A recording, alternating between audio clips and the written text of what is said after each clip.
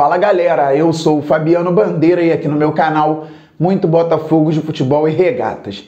Internacional não desiste e tenta tirar PV do Botafogo, claro, pagando uma quantia importante por 40% dos direitos econômicos do atleta. O Botafogo recusou.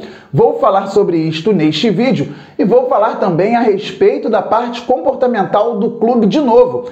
Hoje de manhã houve dois confrontos entre Botafogo e Flamengo, categoria Sub-15, Copa Rio, e categoria Sub-17 também pela Copa Rio. Os dois jogos foram na Gávea.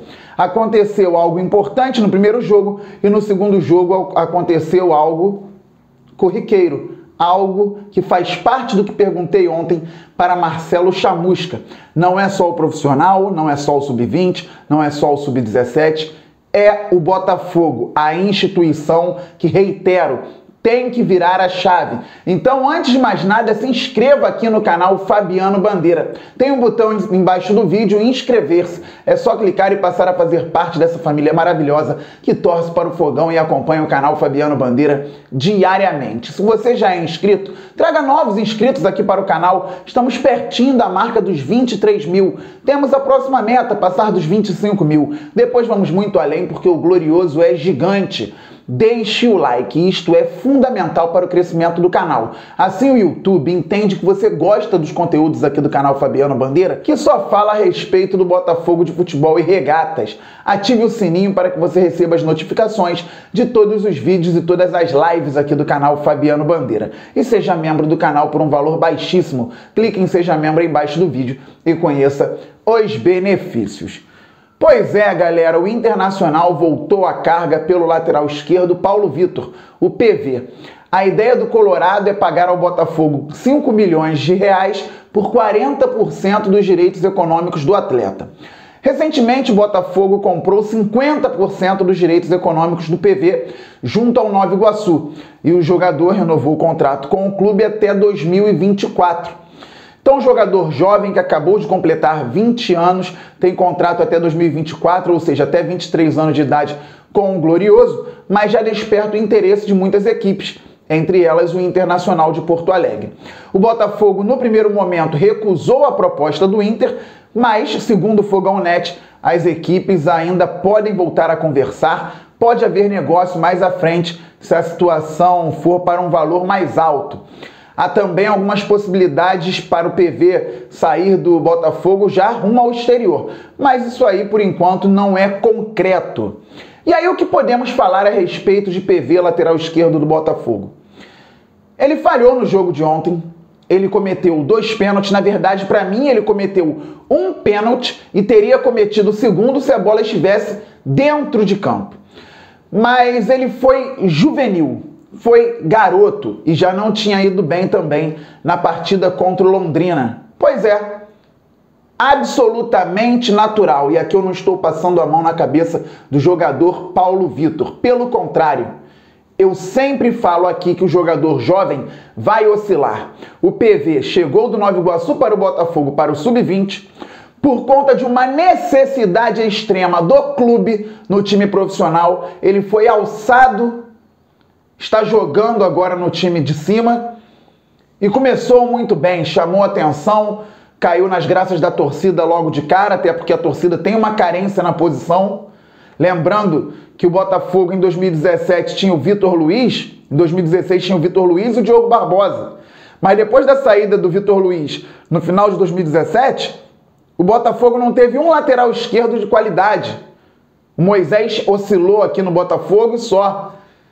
E o Vitor Luiz, quando retornou ao clube, grande parte da torcida, inclusive eu, entendendo que ele poderia ir muito bem, não foi bem, foi muito mal na campanha do rebaixamento. E agora ele chama atenção novamente lá no Palmeiras, jogando bem. Estou falando dentro da temporada toda. Então, quando chega um lateral esquerdo, faz boas partidas, com habilidade, com criatividade, marcando, porque o PV tem uma boa marcação, a torcida fica logo feliz. Claro, é normal. Mas o PV é um jovem e jovens oscilam. Ele não é um Nilton Santos, ele não é um Marinho Chagas. O problema não é apenas o jogador, ele tem que ser cobrado sim da maneira correta. O problema é o clube, como venho falando. Num clube sério e profissional, o PV estaria subindo e voltando para o banco, às vezes voltando para a base. Com um lateral esquerdo titular, é experiente e consistente na posição. Mas o que o Botafogo fez? Foi contratar o Rafael Carioca, reserva do reserva no Vitória, com todo respeito ao jogador. E assim que o Rafael Carioca chegou ao clube, o PV estava muito bem naquele momento. O técnico Marcelo Chamusca colocou o Rafael Carioca como titular contra o Volta Redonda, partida importantíssima visando a classificação para as semifinais do Campeonato Estadual. O Botafogo empatou em 2-2. O jogo seguinte era o mais importante do ano até aquele momento.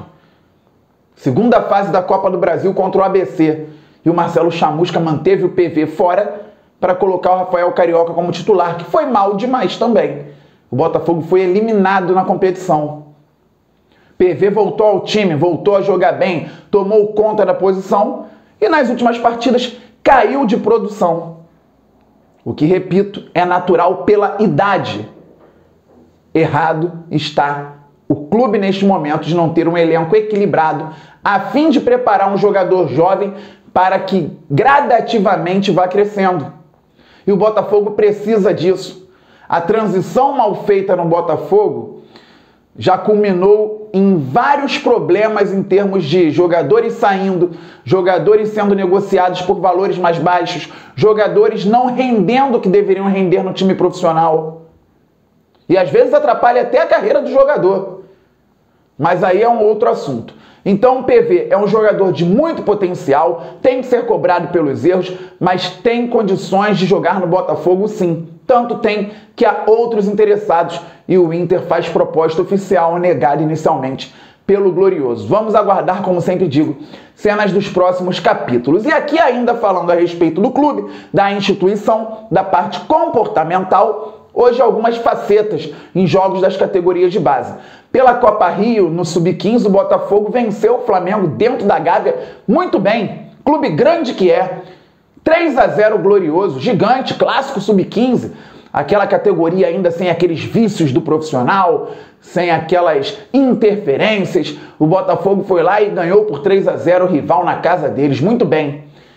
Algo me deixa preocupado, que também aconteceu no Sub-17, daqui a pouco eu vou falar sobre o placar, é que o que já vem acontecendo no profissional, pelo fato da condição financeira do Flamengo hoje ser muito melhor que a do Botafogo, e aí o Botafogo só consegue jogar com o rival hoje de forma mais reativa. Dificilmente o Botafogo no profissional fica atacando o Flamengo o tempo todo.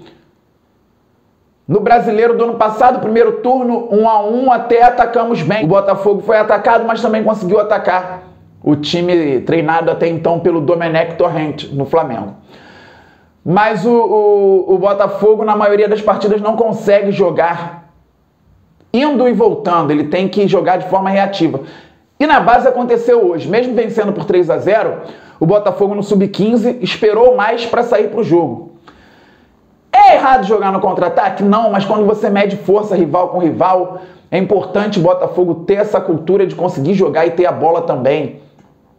No profissional, o treinador já assumiu que vai jogar de forma reativa na Série B do Campeonato Brasileiro. Não assumiu falando, mas assumiu nos jogos. Os percentuais estão aí e mostram. Isso é bom para o Botafogo? Vai ser a cultura estabelecida daqui para frente? Eu fico preocupado. Mas vencemos por 3-0, que beleza. Aí veio o Sub-17. E no Sub-17, também jogando bem atrás, saindo na boa, o Botafogo fez 1-0 no Flamengo. O Flamengo empatou o jogo e depois o Botafogo fez 2-1 e no segundo tempo abriu 3-1 dentro da Gávea. 3-1 no Flamengo Sub-17. Aí o Botafogo tomou 2 gols, um bem pertinho do outro. O Flamengo fez 3-2, 3-3. E, para não variar, no último minuto, o Sub-17 tem 2 tempos de 40.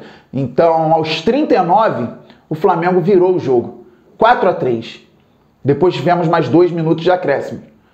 O Botafogo no Sub-17 perdeu para um dos rivais aqui do Rio de Janeiro, de virada após ter feito 3-1 no último minuto. 4-3. É ou não é comportamental? O que eu perguntei ao Chamusca ontem não era a respeito só do pênalti do Cauê no Sub-20, não era a respeito do gol no final só do profissional, do pênalti do PV. Era a respeito do Botafogo como instituição, se é passado para eles internamente esse desgaste do torcedor. Segunda-feira de manhã estamos aqui repetindo de novo a mesma história, porque o Botafogo nem dá tempo para a gente descansar. É claro que na base você tem que formar, na base você tem que levar jogadores para o profissional para que deem resultados esportivos e financeiros. Mas, gente, como sobe um garoto da base que já vai se acostumando a perder para um rival aqui no Rio de Janeiro, de virada, depois de abrir 2 gols no último minuto? Como esse garoto sobe? Com qual mentalidade ele sobe? Como é a parte psicológica desse atleta? Então o Botafogo tem que mudar muito, tem que ter essa guinada assim, porque senão vai ser muito difícil voltar a ter esse DNA vencedor. Então é isso, galera, aqui mais um vídeo para vocês no canal Fabiano Bandeira. Estamos muito juntos, estejam aqui no canal a qualquer momento um novo vídeo ou uma live. Saudações alvinegras, valeu, fui!